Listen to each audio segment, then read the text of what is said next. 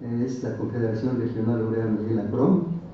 Se forma en los años 20 del siglo pasado y lo forman dirigentes del movimiento revolucionario, dirigentes militares de grupos pequeños, etcétera, pero que tenían una representación ligados al pueblo.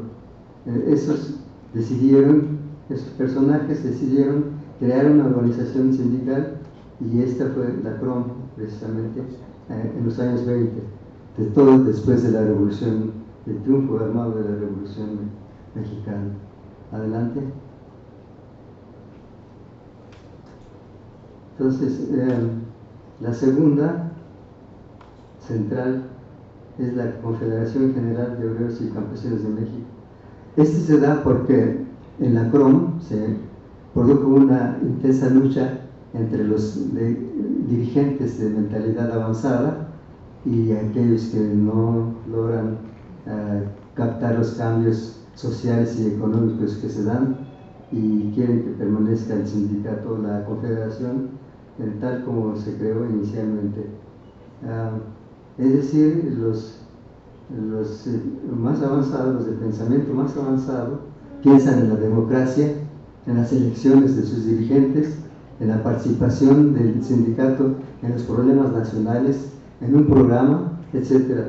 Entonces, se coloca una lucha y se resuelve con la división de la CROM, y en la parte más avanzada crea la CG o CM, y se da esto en el 31 de octubre de 1933. Fíjense, se va configurando un intervalo de tiempo muy importante, muy interesante en la historia de México. Son los años 30, estamos aquí en el año 33 y se forma la CGO-CM. Entonces, adelante, maestro, doctor. Es Lombardo Toledano, es el dirigente principal de todo este movimiento. Ahí está lo que yo decía. Este organismo, de la Confederación General de Obreros y Campesinos de México, basa su acción en tres principios. 1, lucha de clases. 2, la democracia sindical. 3, la independencia. Esto es muy importante porque el artículo de la Constitución de la República establece el derecho de los mexicanos de pensar como quieren, de actuar en ese sentido. Entonces, y ese derecho es inalienable, no desaparece, no puede desaparecer, ni puede ser cedido, es consustancial al individuo. De tal manera que un miembro de un sindicato tiene derecho a pensar como lo crea conveniente, a tener religión o no tenerla, a profesar una idea política o no. Entonces, porque no están unidos por eso, sino por intereses económicos. Entonces, acepta la lucha de clases como un medio para actuar y ayudar al desarrollo del país. La democracia sindical y la independencia. La independencia, decía yo, que es muy importante, porque si el sindicato depende del poder público, entonces no puede el integrante del sindicato ejercer su derecho a pensar como se le antoje, a tener ideas políticas, las que prefiera, etcétera, etcétera. Adelante. Este es otro hecho muy trascendente en la vida de nuestro país, porque ustedes saben, el movimiento revolucionario triunfa, pero son varios líderes: Carranza, Obregón, Villa, etc. ¿Qué son ellos? Cada uno de ellos, sus dirigentes, representa un sector de la sociedad mexicana: obreros, campesinos, pequeños industriales, etc.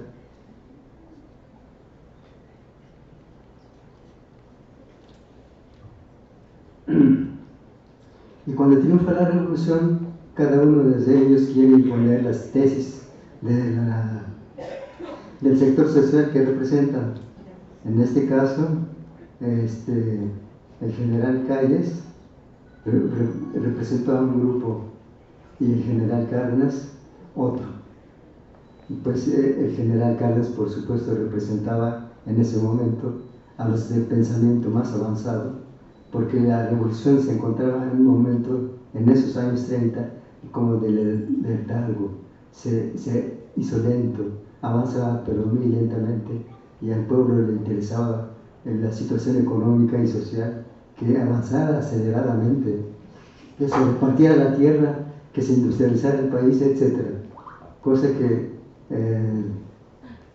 hubo un sector social, por supuesto, que no quería que cambiara la situación económica. Y Calles tomó partido por ese sector social y por eso se produjo el enfrentamiento, porque cuando llega al poder el general Cárdenas, permite que los trabajadores ejerzan sus derechos, en este caso los sindicales.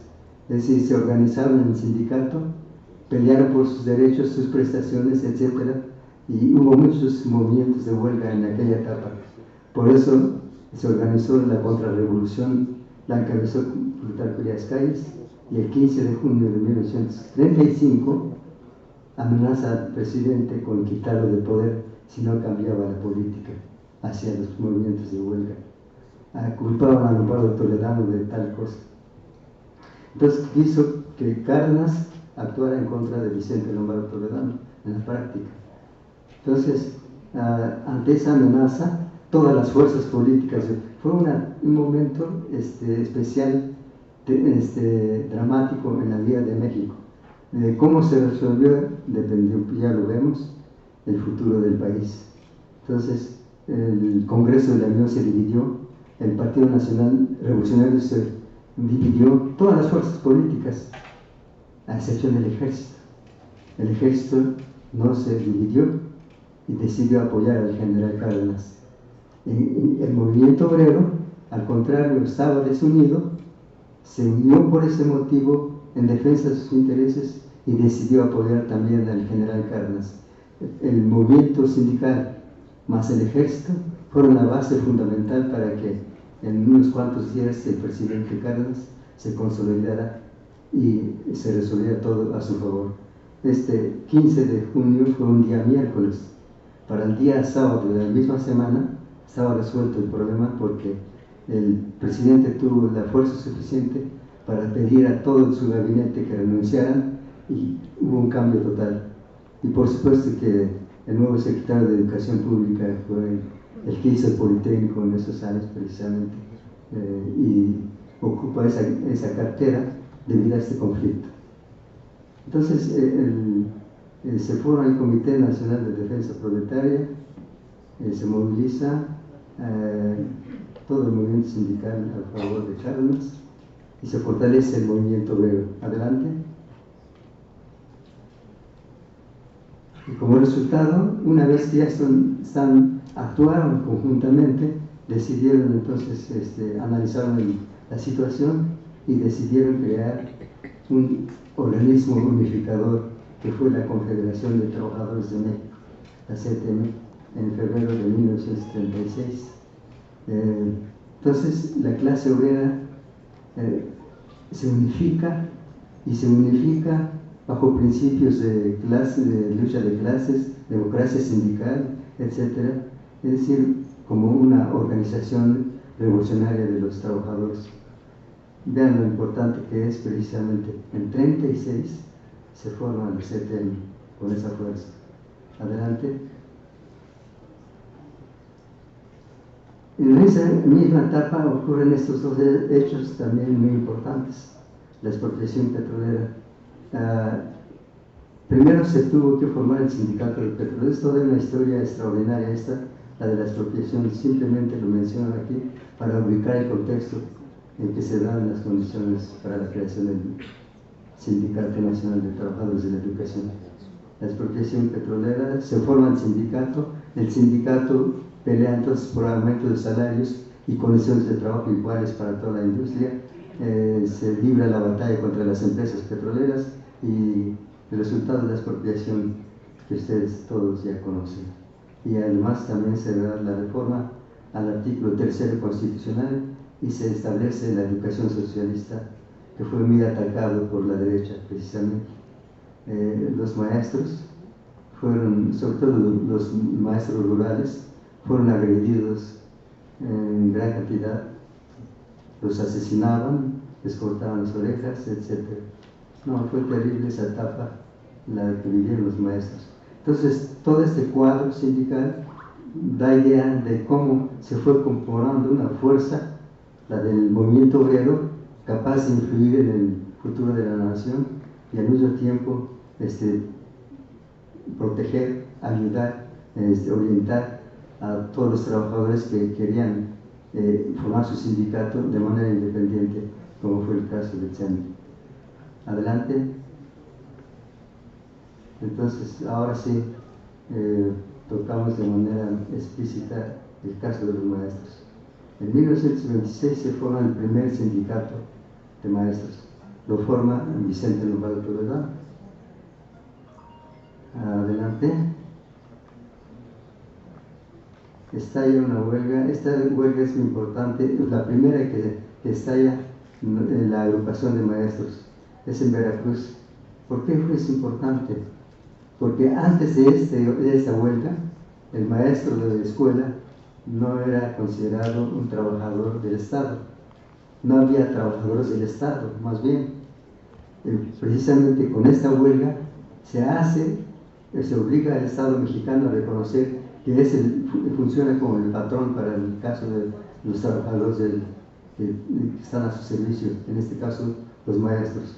Entonces los maestros consiguieron ese reconocimiento y que después se extendió a todos los trabajadores que funcionan para el gobierno federal y los gobiernos estatales, y ese se lo deben a la huelga de Veracruz de los maestros, todos los trabajadores del país. Entonces es una conquista extraordinaria. Adelante. Debido a esa victoria sindical de los maestros, se forman más sindicatos. Hubo varios, que aquí no los menciono, pero hubo varios. Pero entonces surge la necesidad de unificar esos sindicatos. Adelante. El primer intento, ahí aparece como con la CTM apoyando precisamente la creación del STERM, que le llamaban Sindicato de Trabajadores de la Enseñanza de la República Mexicana del STERM. Era en 1970, no lo veo del lado, ahí están viendo, de los años 30, 38 creo. Sí. Entonces nace bajo el auspicio de la CTM, con ayuda de la CTM, etc. Adelante. Entonces se plantea la necesidad de la unidad y Vicente Lombardo Toledano platica con todos los dirigentes para tratar de unificarlos. ¿Por qué trata de unificarlos? Porque es un momento histórico necesario para el país. Recientemente estaba la expropiación petrolera, la amenaza de los gobiernos extranjeros de invadir México, la de las empresas petroleras de boicotear, etc. Entonces el país estaba en peligro y por eso era necesarísimo la unificación de todos los trabajadores mexicanos organizados en sindicatos. Necesitaban acumular fuerza la clase obrera de México. Entonces, adelante. Ese es el objetivo y ahí está la CTM marchando, viviendo eso. Adelante. Entonces, ¿por qué hablamos de la CTM? Porque son datos históricos, pero además este es el documento que encontramos en nuestra investigación archivística, es decir, en el Archivo General de la Nación, en muchos archivos, y en particular este documento, en el archivo de la Universidad Obrera de México. Ahí lo localizamos. Si ustedes observan bien,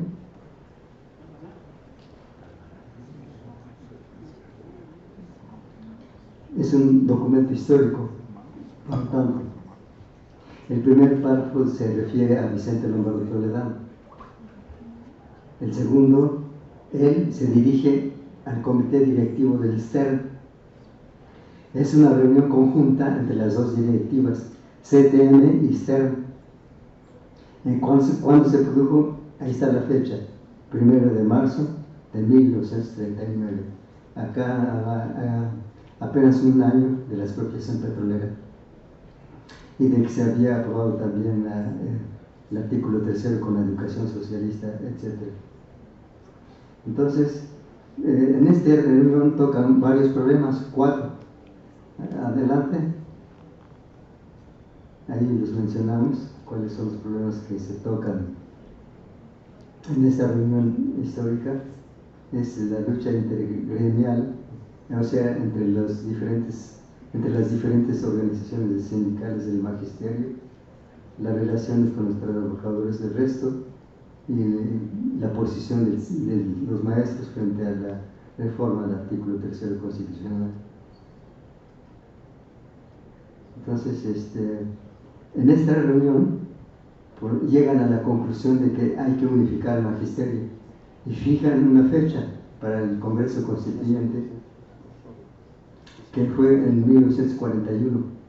Se celebra creo que ahí tengo la fecha, sí, en 1941,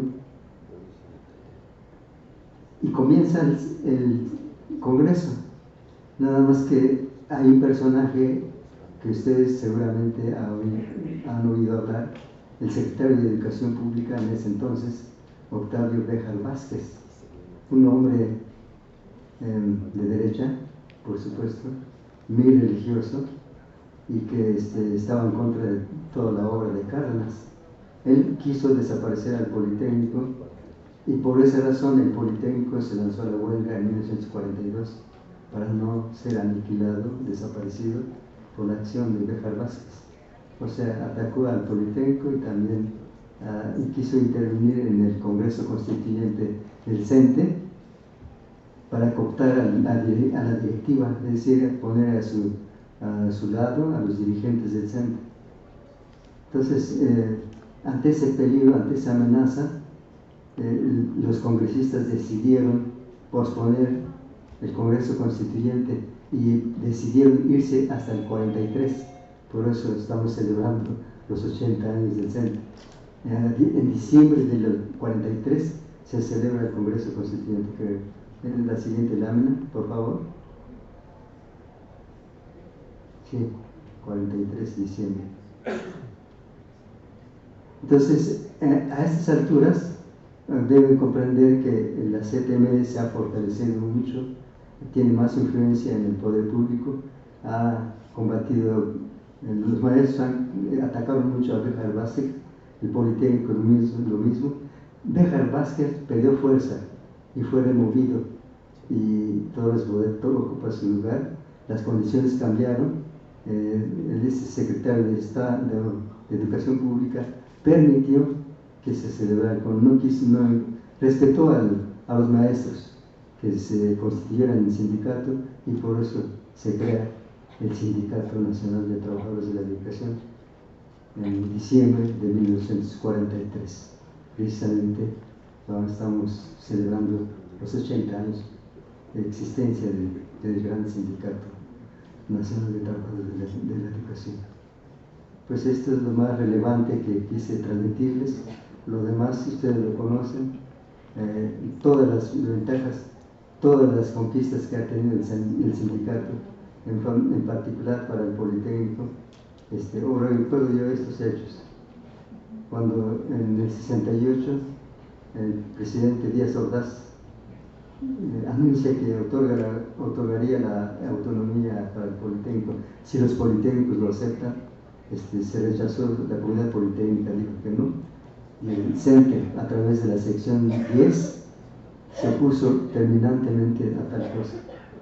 Fue una posición muy clara la del CENTE en defensa del Politécnico.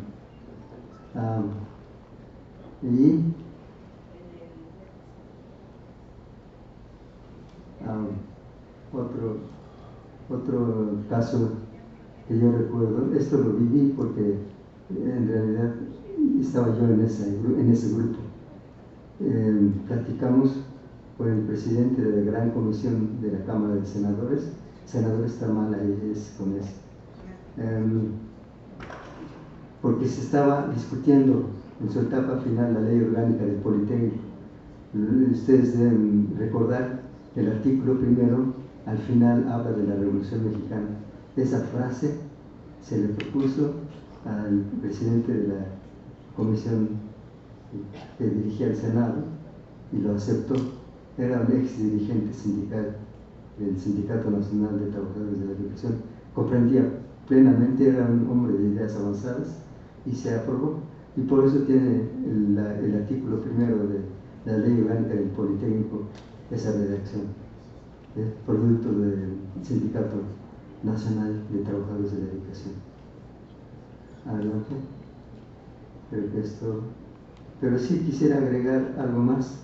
Recientemente, dos diputados de Morena, del estado de Hidalgo, por ejemplo, propusieron que el Congreso del estado de Hidalgo propusiera al Congreso Federal que aprobara una ley de autonomía para el Politécnico.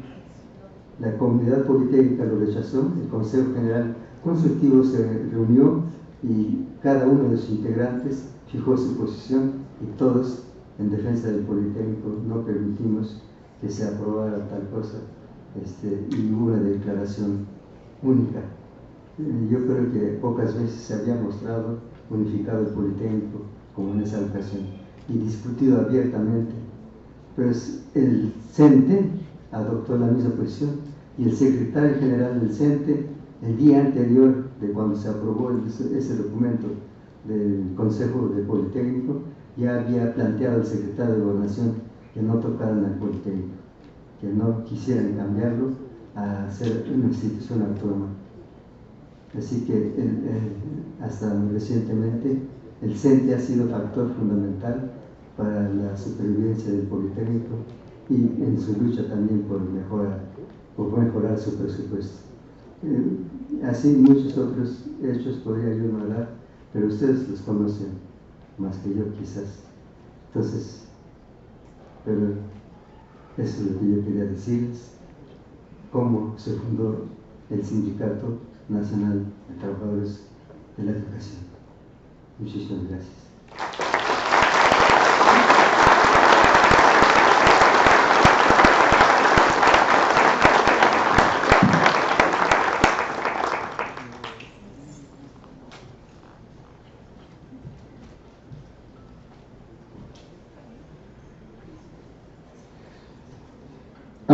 Agradeciendo la presencia del oficial mayor del Comité Ejecutivo Nacional del Sindicato Nacional de Trabajadores de la Educación, el profesor Ulises Chávez Tenorio, que a su vez es secretario general de la sección, y de la maestra Rosa María Madero, también del Comité Ejecutivo Nacional.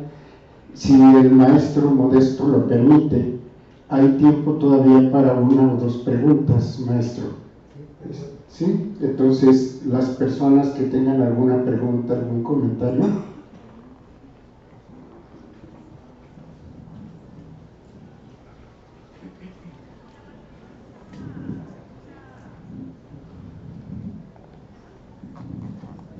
Muchas gracias. Primero, agradecer la sabiduría y la paciencia con la que transmite este contenido. De verdad, nos llena de orgullo. El CENTE es una de las instituciones fundamentales del país por la defensa del artículo 3.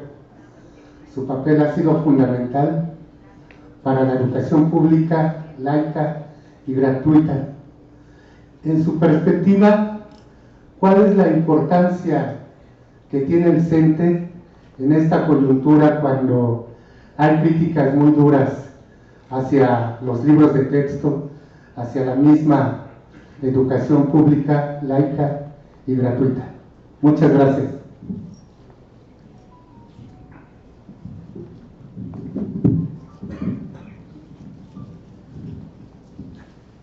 No lo mencioné, pero el papel que tuvo desde el principio, como usted lo menciona, fue extraordinario, porque cuando asume la presidencia Ávila Camacho con esa tendencia contraria a la política en general, pues quisieron quitar y lo quitaron, cambiaron, reformaron el artículo 3 para quitar la educación socialista. Pero la forma en que quedó redactada, bastante avanzada, bastante de acuerdo con nuestras condiciones, fue producto de la presencia ya del Sindicato Nacional de Trabajadores de la Educación. El interlocutor principal fue Vicente Lombardo Toledano, pero él había impulsado la fundación del CENTE, contaba con todo el apoyo de la dirección del CENTE y fue con respaldo que se planteó ese. O sea que desde el principio el CENTE ha defendido la educación pública en este país. En estas circunstancias, pues se produce ese cambio otra vez con los libros de texto gratuitos nuevos y además otras concepciones que se han reflejado en la ley, por ejemplo, de ciencia y tecnología que le pusieron humanidades pegado, humanidades, ciencia, tecnología e innovación, con la idea de que las humanidades y la ciencia estaban separados. No, nunca estuvieron ni han estado, ni pueden estar separados. Recientemente discutimos en el Politécnico un libro acerca del muralismo y es un ejemplo extraordinario de cómo la ciencia y la educación se vinculan. Pero no quisiera desviar la atención de ustedes a lo de la educación. Yo creo que el CENTE está en un trance histórico y ya lo ha demostrado apoyando los libros de texto nuevos.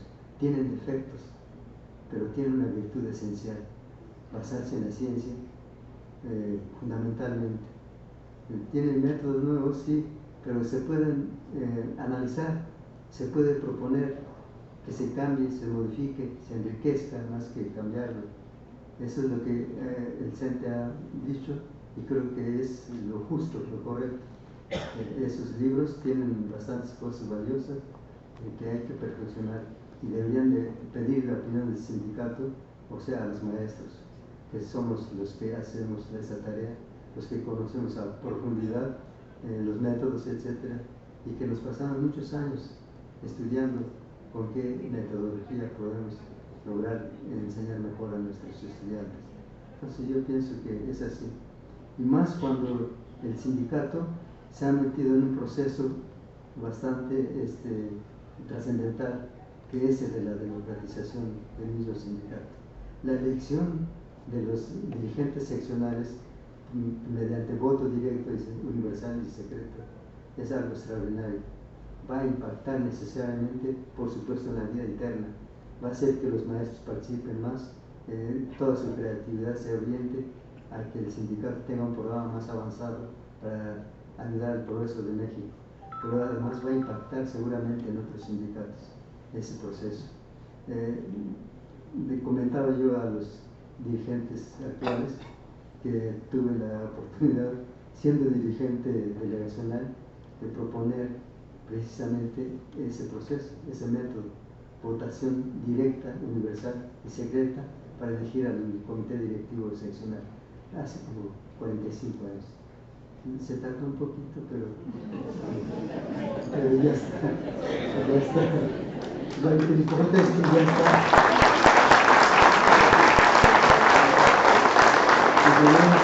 Felicitamos porque ya está ese proceso que nadie lo va a detener y va a dar lugar a un sindicato más presente en la vida de nuestro país. Porque recuerden, ¿por qué lo mencionaba tanto la fundación de la CTM en los años 30? Porque el general Villa, que estamos celebrando el año de su un aniversario de él, con su división del norte hizo pedazos al ejército de Porfirio Díaz e hizo posible el triunfo de la revolución. Pues en la etapa no armada, la CTM jugó ese papel. Gracias a la CTM se hizo la reforma agraria, se hizo la expropiación petrolera y muchas otras cosas. Es cuando el movimiento sindical está unificado, es una poderosa fuerza a favor del progreso del país. Esa es la trascendencia que tiene el proceso en curso y celebremos. Va a dar resultados muy buenos para el país. Es lo que puedo decir, maestro. Gracias.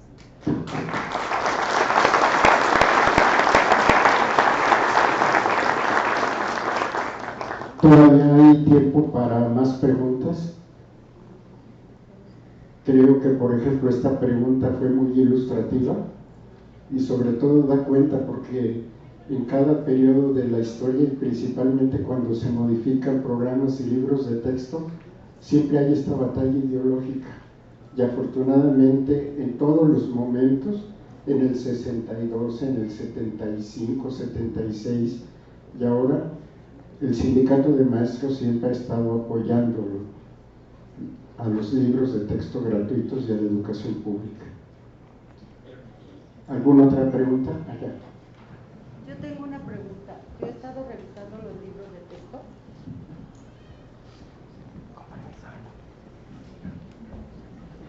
Buenas tardes a todos. Yo he estado revisando los libros de texto y la verdad no me gustan. No trae nada de ciencia ni tecnología y trae unas ideas que no sé si el CENTE podría revisar esos libros de verdad que aportaran algo bueno para los niños. Porque sí vienen unas ideologías, pero yo creo que no son adecuadas para los grados de los niños. Entonces sí les pediría que observaran eso, porque no tiene nada de matemáticas ni... ¿Qué se espera un niño en el futuro que quiera entrar al Politécnico? No va a poder entrar porque no ha aprendido nada. Perdón. Sí, maestra, yo concuerdo con usted, por eso lo decía, tiene defectos, pero es mejor que tenga defectos a que sea una orientación de derecho. Imaginemos un sistema educativo con una influencia fuerte de la Iglesia otra vez. No sería posible, ni lo queremos, sería un premio para el país. En cambio, esto lo podemos mejorar.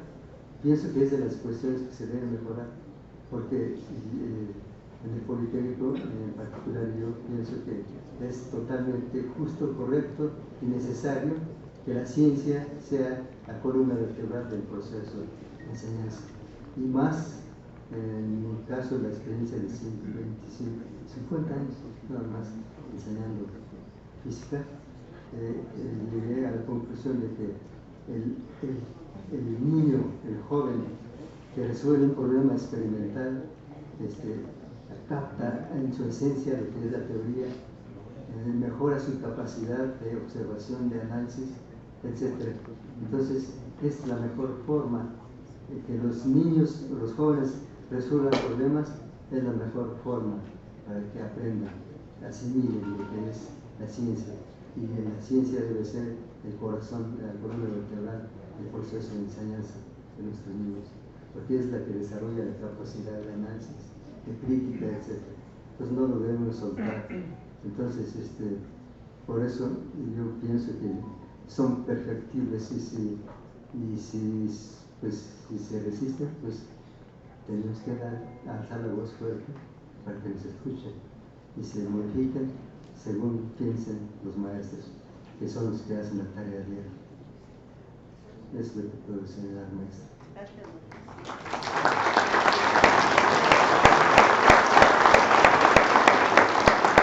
Creo que todavía tenemos tiempo para una última pregunta, comentario. La que gusten, estoy dispuesto a contestar. Quisiera hacer un comentario.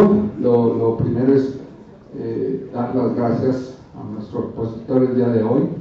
Nos quedó muy clara la parte de dónde nacen los sindicatos y que nuestro Sindicato Nacional de Trabajadores de la Educación nace con ideas de izquierda, inclusive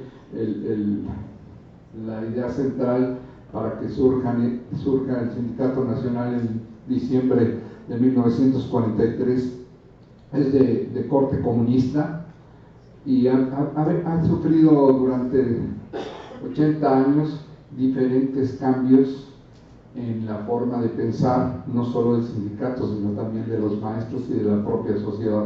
Sin embargo, bien lo dice nuestro expositor, tenemos que estar abiertos a los cambios y en el bien de la sociedad.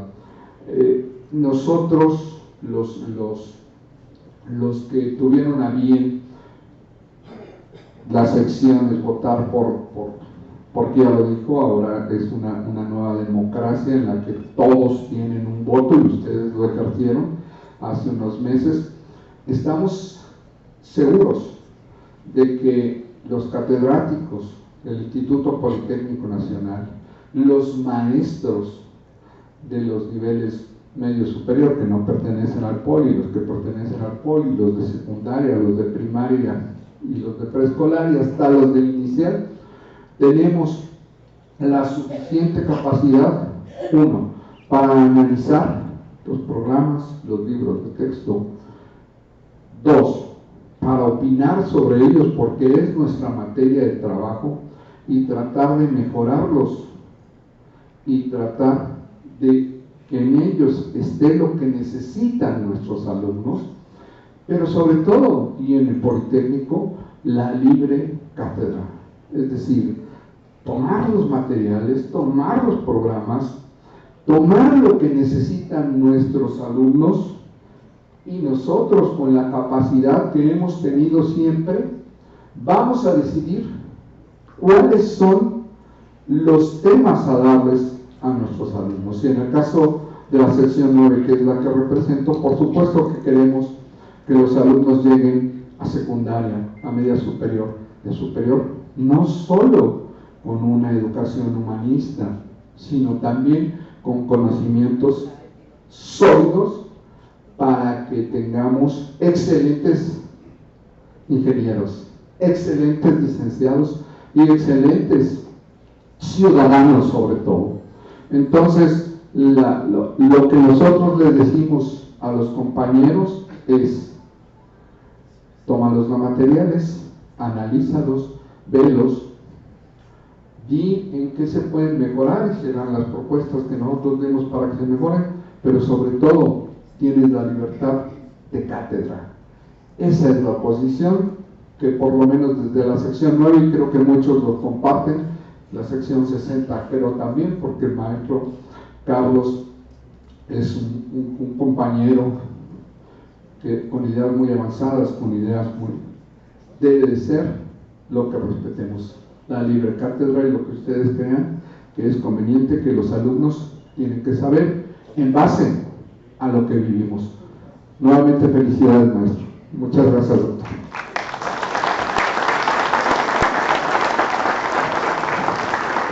Solamente quisiera decir unas últimas palabras.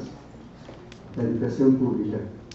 El sistema de educación pública de México es lo mejor que tiene el país. Y no lo decimos en términos generales, sino en concreto. Los que han construido México, caminos, puentes, sistemas de electrificación, etc., han sido egresados de las escuelas públicas, básicamente del Politécnico. Esto lo reconoció el mismo Concamín cuando hace 3 años le dio un diploma al Politécnico, reconociéndolo como el que ha formado más gente para la transformación de México en los últimos 100 años. Entonces, y además internacionalmente se reconoce que el CINVESTAB del Politécnico es el mejor centro de investigación que hay en México. Y así, varias escuelas del Politécnico son consideradas como la mejor. Entonces, si revisan los premios nacionales de ciencias, son de escuelas públicas. No, por ahí, no sé si encuentran alguno de escuela privada. Es lo mejor, repito, que tiene este país en formación de recursos humanos, provienen de la escuela pública. Hay que defender la escuela pública. La escuela pública es el que ha abierto el camino para el progreso de México, formando gente capaz, suficientemente capaz para todos los cambios que se necesiten en ciencia, en técnica, en la organización de la producción, etc. Pues yo creo que el CENTE tendrá un papel muy relevante en el futuro sobre esa tarea. Muchas gracias.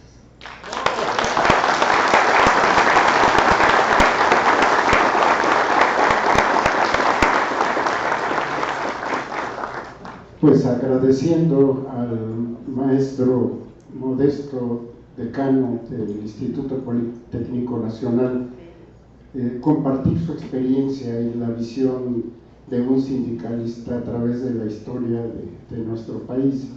Yo le pediría al maestro Ulises Chávez Tenorio, oficial mayor del Comité Ejecutivo Nacional del CENTE y secretario general de la sección 9, a la maestra Rosa María, a quien coordina los trabajos de este equipo nacional aquí en la Feria Internacional del Libro del Politécnico, la maestra Juan Imelda, a la maestra Adriana, la maestra María Elena, y aquí ya está el maestro Enrique. Si pasan por favor para darle un reconocimiento a nuestro conferencista, y también le pediría a quien coordina al equipo del Politécnico en esta feria, el maestro Marcos Hernández, que también nos acompañará.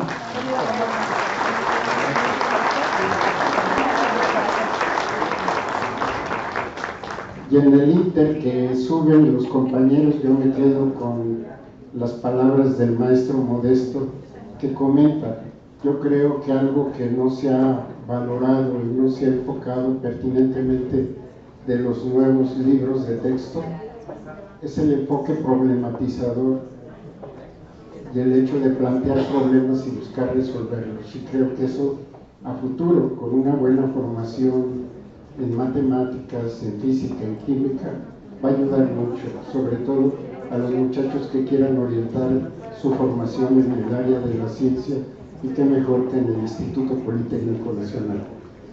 Entonces, maestra, usted dice quién. ¿Sí?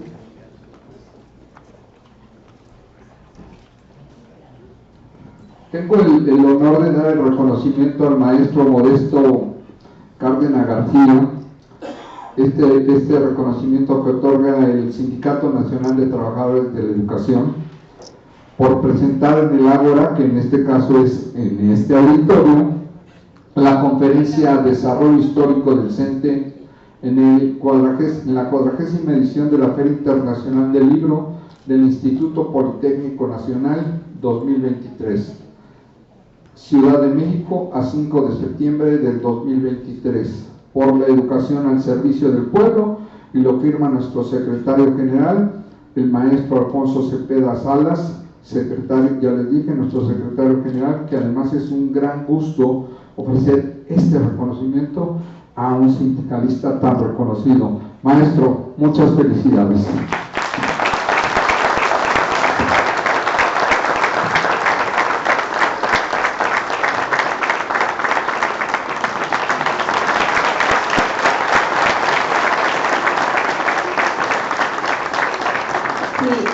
Y el maestro Marcos Hernández, representante personal del secretario general de la sección 60 del Instituto Politécnico Nacional, el maestro Carlos Gómez Rodríguez, hace entrega el maestro Marcos de un reconocimiento a nombre de este instituto. Muchas gracias. Me permito leerlo. El Instituto Politécnico Nacional, por medio de la Dirección de Bibliotecas y Publicaciones de la Secretaría de Servicios Educativos, otorga el presente reconocimiento al maestro Modesto Cárdenas García por su destacada participación en la 40ª Feria Internacional de Libros 2023. En la Ciudad de México, septiembre de 2023, la técnica al servicio de la patria. Y está firmado por el ingeniero Miguel Ángel Cortizo Rodríguez, encargado de la dirección. Maestro, muchísimas gracias y muchísimas felicidades, porque siempre con entusiasmo nos comparte todas las experiencias y todo su conocimiento sobre el sindicalismo. Aquí es el Politécnico. Así es, orgullosamente politécnico y también perteneciente al CENTE.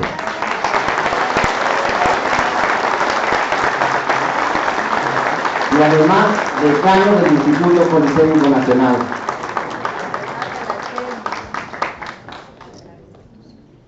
Y nos falta el grito de guerra a los politécnicos, ¿no? No, pero preguntaba, ¿alguno de ustedes quiere tomar la palabra?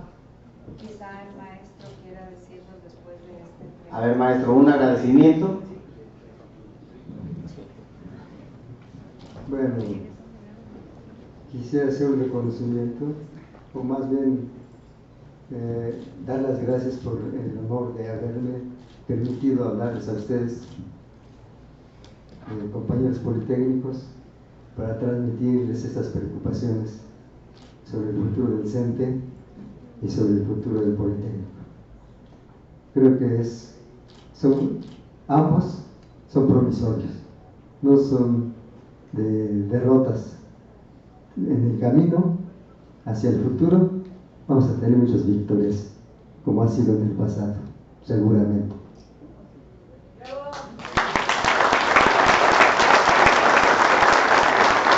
Muy bien, antes de concluir, si nos hace el favor de ponerse de pie y con ese entusiasmo que siempre muestran nuestro grito de guerra. Y dice así: 1, 2, 3.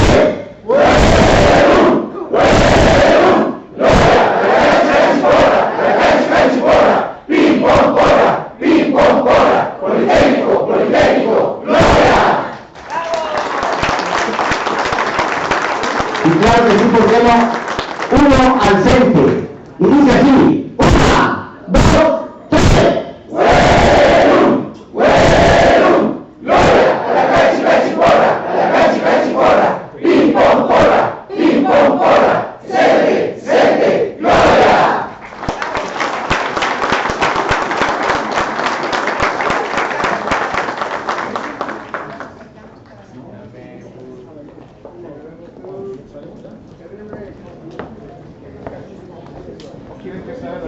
Sí, también mejor, para que salga, pero no los tapamos.